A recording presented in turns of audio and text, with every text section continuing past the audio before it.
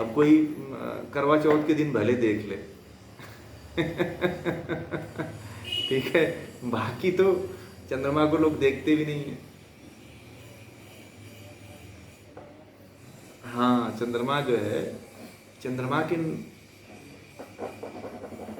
हाँ बड़े शहरों में तो एसी में ही घुसे रहते हैं। ऐसी देखिए, ऐसा जो है ना, घरों का ऐसा स्ट्रक्चर हो गया कि पहले जो घर हुआ करते थे वो उसमें आंगन हुआ करता था।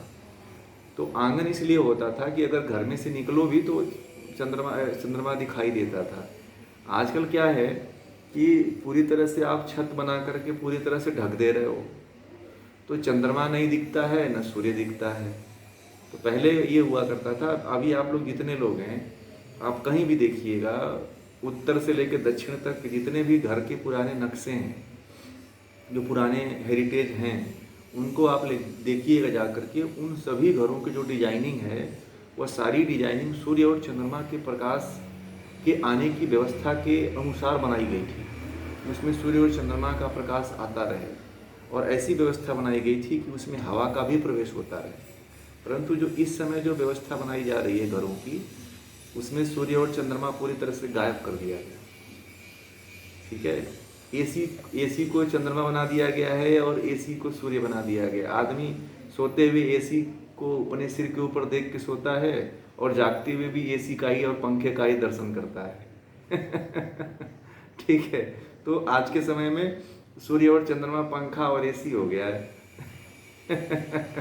उसी को सोते हुए उठता है, सोते हुए देख के सोता है, उठता है तो उसको देख करके उठता है। तो सूर्य और चंद्रमा पंखे और एसी हो गए आज के समय में। तो ये है।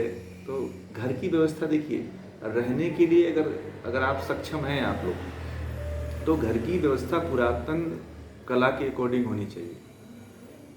पुराने समय में जैसे लोग घर बनाते थे ना, कि एक व्यवस्था ऐसी होनी चाहिए कि सूर्य का प्रकाश आए, चंद्रमा का प्रकाश आए, तो बहुत तरह की बीमारियां पहले नहीं होती थी। पहले हमारे घर की डिजाइन कैसी होती थी, बीच में आंगन होता था, बीच में तुलसी हुआ करती थी, गेट के बाहर जो है नीम का पेड़ होता था, और उसके बगल में जो है गाय आदि रखते थे। ये अपने हिंदू संस्कृति की, सनातन संस्कृति की एक लक्षण हुआ करता था कि हर घर में जाओ तो एक गाय मिलती थी, एक नीम का पेड़ मिलता था, बेल का पेड़ मिलता था, आंगन में तुलसी मिलती थी। परंतु अब जाओ तो किसी घर में तुलसी मिल जाती है, बाकी तो और कुछ नहीं मिलेगा, है ना। तो ये एक पुरातन संस्कृति थी जो शायद अब विलुप्त हो गई, अब है ही नहीं।